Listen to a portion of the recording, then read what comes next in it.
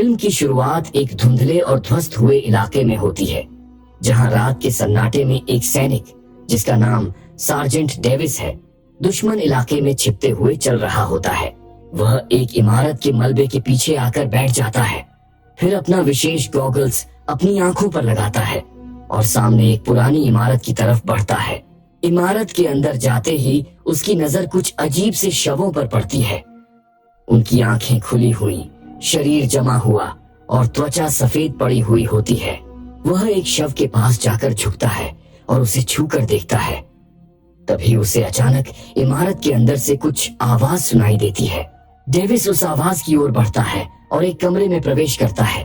कमरे में प्रवेश करते ही उसे गॉगल्स की स्क्रीन पर कुछ हलचल दिखती है, एक छाया सी आकृति। डेविस गॉगल्स उतारता है, लेकिन बिना गॉगल्स के उसे कुछ नहीं दिखाई देता। गॉगल्स दोबारा पहनते ही वह छाया उसे फिर नजर आती है। तभी अचानक वह छाया तेजी से डेविस की ओर दौड़ती है और उसके शरीर के आर पार होकर गुजर जाती है। जैसे ही वह उसे छूती है, डेविस जमीन पर गिर पड़ता है और तुरंत उसकी मौत हो जाती है। दूसरी तरफ अमेरिका में डॉक्टर मार्क क्लाइन को दिखाया जाता है, जो डार्पा के वैज्ञानिक है। वह अपनी प्रयोगशाला में एक शक्तिशाली लेजर का इस्तेमाल करके बर्फ को पिघला कर दिखाते हैं। वहां पर अन्य वैज्ञानिक और अधिकारी मौजूद होते हैं। सब लेजर की ताकत को देखकर चकित हो जाते हैं। तभी एक अधिकारी कहते हैं, क्या आपने इसे जीवित चीजों पर आजमाया है? क्लाइन कहते हैं, कोई स्वयंसेवक है? इस पर सभी लोग हंसने लगते हैं। उसके बाद वरिष्ठ वैज्ञानिक क्लाइन से मिलने आते हैं और कहते हैं कि हमें एक गंभीर समस्या का पता चला है। मोल्दोवा में सैनिकों ने तुम्हारे बनाए हुए खास गॉगल्स से कुछ अजीब चीजें देखी हैं। उन्हें तुम्हारी जरूरत है। तुम्हें वहां जाकर जांच करनी होगी। क्लाइन पूछते हैं, क्या अजीब चीजें? वे जवाब देते हैं, वे लोग मुझे कुछ नहीं बता रहे हैं। जनरल ऑलैंड ने खास तुम्हें मोल्दोवा बुलाया है। फिर क्लाइन सैन्य विमान से मोल्दोवा के हवाई अड्डे पर पहुंचते हैं। वहां जनरल ऑरलैंड उनका इंतजार कर रहे होते हैं। जनरल ऑरलैंड क्लाइन को एक ऑब्जर्वेशन रूम में लेकर जाते हैं और कहते हैं, हमें आपके गॉगल्स से कुछ चौंकाने वाली फुटेज मिली है, आप इसे देखिए।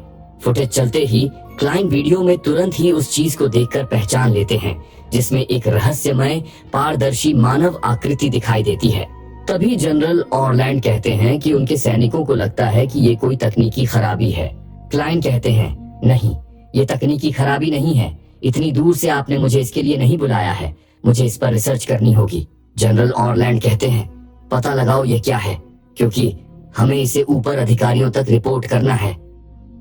फिर वे CIA अधिकारी फ्रान मैडिसन से मिलते हैं, जो उन्हें एक सुरक्षित कंटेनर रूम के अंदर लेकर जाती है और सार्जेंट डेविस के कैमरे की वीडियो दिखाती है। मैडिसन कहती है कि हमें पिछले कुछ हफ्तों से बहुत सारे ऐसे शव मिल रहे हैं जिनके अंदरूनी अंग जम चुके हैं और त्वचा को देखकर ऐसा लगता है कि वह जल चुकी है या जंग लग गया हो। मैडिसन कहती है कि हमारे मुताबिक ये किसी प्रकार का उन्नत छलावरण सूट है। क्लाइन कहते हैं कि पहले हमें इन पारदर्शी मानव आकृति की अच्छी वीडियो चाहिए और जनरल ऑरलैंड को अपने साथ लाए हुए हाइपर स्पेक्ट्रल कैमरा दिखाते हैं। वह कहते हैं कि उसे आर्मी ट्रक के ऊपर लगा सकते हैं ताकि बेहतर तरीके से उन पारदर्शी मानव आकृति को देखकर पता लगा सके कि ये क्या है। लेकिन उसके लिए उनको खुद सेना के साथ युद्ध के मैदान पर जाना होगा। जनरल ऑरलैंड इसकी अनुमति दे देते हैं। कैमरा माउंट करते वक्त क्लाइन अपनी टीम से मिलते हैं। टीम का एक सैनिक क्लाइन से पूछता है कि तुम बंदूक निकालकर वहां पर कैमरा लगा क्यों रहे हो? क्लाइन कहते हैं कि यही एक जगह है जहां पर उनका हाइपर स्पेक्ट्रल कैमरा फिट हो सकता है। तभी कैप्टन कैबरेरा वहां पर आते हैं और कहते हैं कि मैं डॉक्टर क्लाइन के साथ काम कर चुका हूँ। ये जो टैंक बनाया है, ये डॉक्टर क्लाइन और उनकी डार्पा टीम ने बनाया है। तुम्हारे केवलर सूट को भी उन्होंने ही बनाया है, जो तुम्हारी रक्षा करता है। इसी बीच कैप्टन सेशंस वहां पर आ जाते हैं। कैप्टन कैबरेरा उनसे कहते हैं कि क्लाइन पिछले 5 सालों में 8 या 10 बार हमारे साथ काम कर चुके हैं। कैप्टन सेशंस क्लाइन से पूछते हैं, तुम भी हमारे साथ चल रहे हो? क्या तुम कभी सेना के साथ युद्ध के मैदान पर गए हो? क्लाइन जवाब देते हैं, नहीं।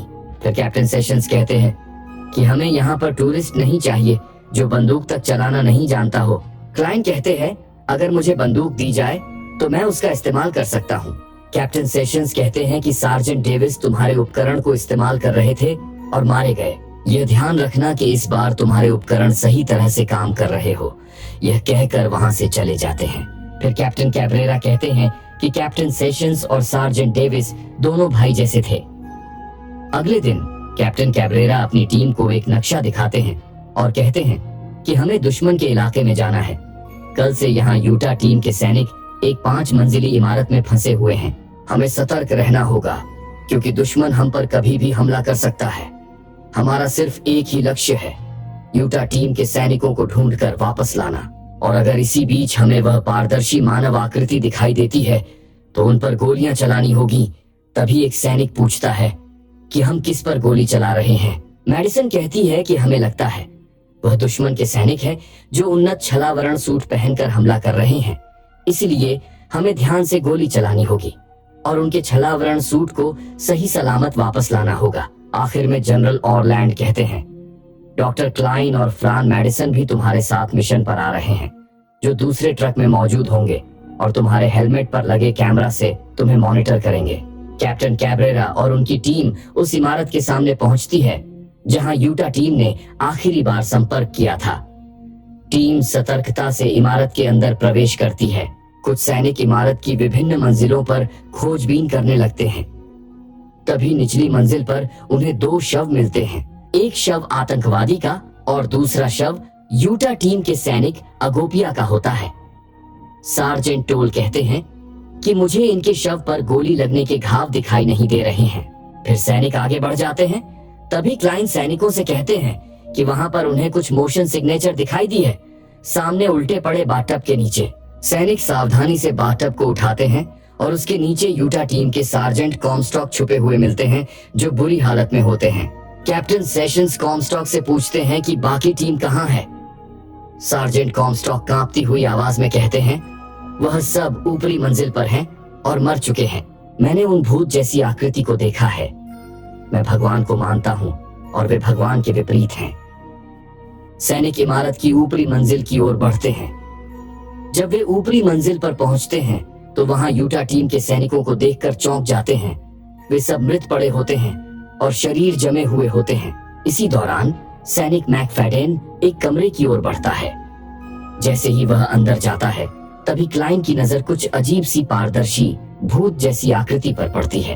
कैप्टन कैब्रेरा मैकफेडेन को उस पर गोली चलाने का आदेश देते हैं। मैकफेडेन तुरंत फायर करता है, लेकिन गोली उस भूत के आर पार चली जाती है बिना कोई नुकसान पहुंचाए। इससे पहले कि मैकफेडेन कुछ समझ सके तभी भूत अचानक उस पर हमला करता है और उसे मार देता है। कैप्टन कैब्रेरा बाकी सैनिकों को उस